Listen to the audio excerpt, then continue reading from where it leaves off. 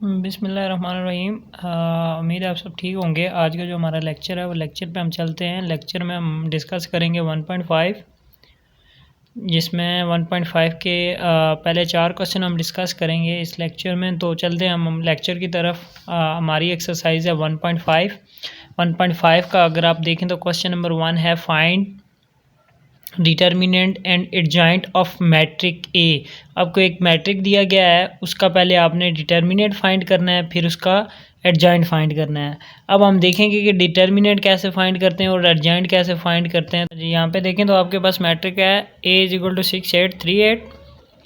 इसको आपने सॉल्व करना है। डिटर्मिनेंट क्या होता है, आपने इसका डिटर्मिनेंट लेना है। अब इसमें डिटर्मिनेंट से पहले आपको मैं बता दूं सिंगुलर और नॉन सिंगुलर के बारे में। वो क्या होता है, सिंगुलर वो होता है जो जिसका डिटर्मिनेंट किसके इक्वल हो, 0 के इक्वल, तो उस मैट्रिक को आप बोलोगे सिंगुलर।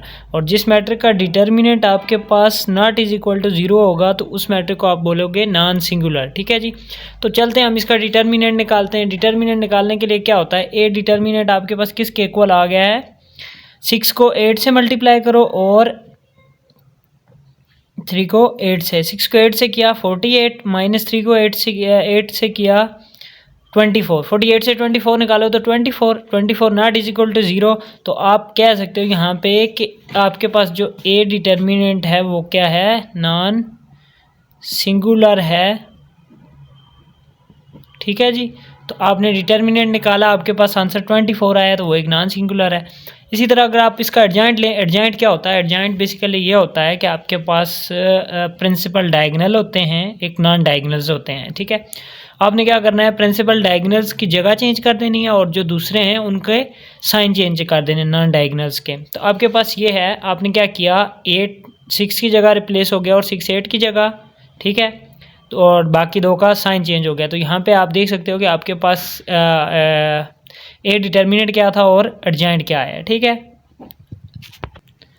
और इसी तरह आपके पास क्वेश्चन नंबर 2 है, is A are singular matrix. आपको पास एक ए मैट्रिक दे दिया गया, वो आपने बताना है कि सिंगुलर है या नहीं है।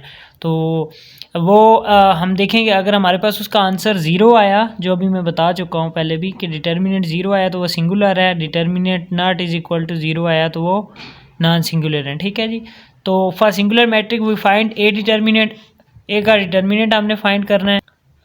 तो ए का डिटर्मिनेंट कैसे फाइंड करते हैं, क्रॉस मल्टीप्लिकेशन की।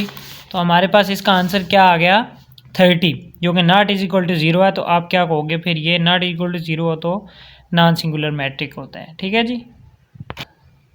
फिर आता है यहाँ पे आपका question number 3, find inverse of 7 -4 -2 1 का। ठीक है जी। आपने क्या फाइंड करना है, इन्वर्स। अब इन्वर्स के लिए क्या होता है, फार्मूला होता है इन्वर्स का, वो किसके इक्वल होता है, A inverse is equal to adjoint of A divided by determinant of A. ठीक है जी। तो वो बेसिकली ये है सोल्यूशन में। हमने सबसे पहले क्या करना है, लेट कर लेना है मैट्रिक को। फिर हम जानते हैं कि हमारे पास जो इन्वर्स है वो किसके इक्वल होता है, adjoint of A divided bye A determinant. इसको मैंने 1 का नाम दे दिया। फिर हमने क्या करना है, इसका डिटर्मिनेंट निकालना है। डिटर्मिनेंट वो बता चुका हूँ कि डायगोनल को डायगोनल से, नॉन डायगोनल को नॉन डायगोनल से मल्टीप्लाई करना है। बट एक बात का ध्यान रखना है कि इसके मिडल में साइन माइनस का आता है। ठीक है जी। वो हमने मल्टीप्लाई किया तो हमारे पास आंसर आया -1, जो कि नॉट इज इक्वल टू 0 है। अगर यहाँ पे आ जाता 0, ए डिटर्मिनेंट आपके पास 0 आ जाता, तो यहाँ से आगे सोल्यूशन चलना ही नहीं था इन्वर्स के लिए। क्यों नहीं चलना था, क्योंकि इन्वर्स के लिए हमें सबसे पहले ए डिटर्मिनेंट क्या चाहिए, नॉन सिंगुलर। अगर वो सिंगुलर होता है तो समथिंग का वो 0 क्या हो जाता है, वो इन्फिनिटी हो जाता है, जो कि अनडिफाइंड होता है, जिसको आप बोलते हो। तो वो हम फिर सॉल्व नहीं कर सकते। तो इसलिए हमारे पास -1 आया। तो तब हम इसका एडजॉइंट लेंगे, एडजॉइंट ऑफ ए। ठीक है जी। एडजॉइंट ऑफ ए आपके पास क्या आ गया जी, यहाँ पे आपने क्या करना है, डायगोनल की जगह चेंज की, नॉन डायगोनल के साइन चेंज के कर दिए। ठीक है जी। 1 7 हो गया, -4 -2 हो गया। तो आपके पास आप यहाँ पे इसका डिटर्मिनेंट भी निकाल दिया आपने, एडजॉइंट भी निकाल लिया आपने। इसको फार्मूले में पुट किया, फार्मूले में पुट किया तो डिवाइड 1 था, तो डिवाइड 1 मतलब -1 था, तो -1 सबके साथ मल्टीप्लाई हो गया। तो आपके पास ए इनवर्स आ गया -1 -4 -2 एंड -7। तो ये आपके पास सोल्यूशन आ गया क्वेश्चन नंबर 3 का।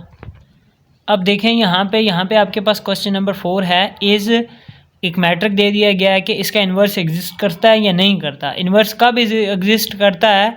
जब उसका डिटर्मिनेंट नॉन सिंगुलर हो, ठीक है जी, उस वक्त इन्वर्स क्या करेगा? एग्जिस्ट करेगा। तो हम उसके लिए चेक करेंगे, पहले इसकी डिटर्मिनेंट चेक करेंगे। तो उसके लिए सबसे पहले आप करोगे लेट, मैट्रिक को लेट कर दिया ए के इक्वल, फिर आपने क्या करना है? ए का डिटर्मिनेंट लेना है। डिटर्मिनेंट लिया जी, 4 को 2 से मल्टीप्लाई किया, -2 से तो -8, माइनस माइनस प्लस, 7 को 1 से तो 8 में से 7 निकालो तो 1 -1।